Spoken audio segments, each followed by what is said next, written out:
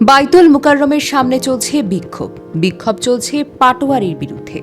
সেই পাটোয়ারি আবার সেখানে এসে হাজির। কি অদ্ভুত বিষয় বলুন তো। সম্প্রতি হেফাজতের আমির বাবু নগরীকে নিয়ে কুরুচিপূর্ণ ও ব্যঙ্গ মন্তব্য করায় বাইতুল মুকাররমে স্বয়ং হাজির হয়েছেন তিনি নিজেই। নাসিরউদ্দিন পাটোয়ারি কখনো ডারভি, কখনো বেফাঁস, আবার কখনো অসংলগ্ন আজগুবি কথা বলার জন্য বেশ আলোচিত এবং সমালোচিত।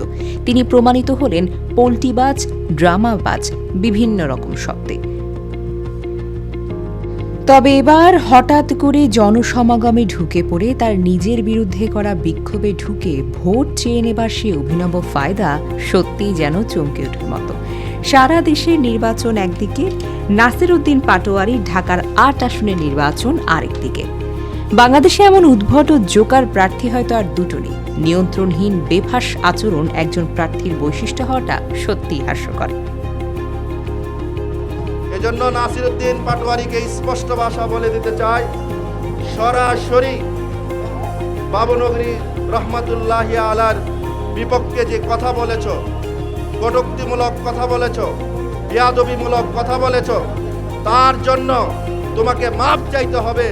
অন্যথায় হেফাজতে ইসলাম আছে, এদেশের তৌহিদি জনতা আছে, আল্লামা জুনায়েদ বাবুনগরীর ভক্ত, মুরিদ, ছাত্র, অনুসারী যারা আছে, তারা তোমাকে কিভাবে দাঁত ভাঙ্গা জবাব দিতে হয় এই বিষয়গুলো তাদের জানা আছে। ঠিক। এজন্য আমরা এখনই আনুষ্ঠানিকভাবে পবিত্র কালামুল্লাহ শরীফের তেলাওয়াতের মাধ্যমে শুরু করতে যাচ্ছি। তেলাওয়াত করবেন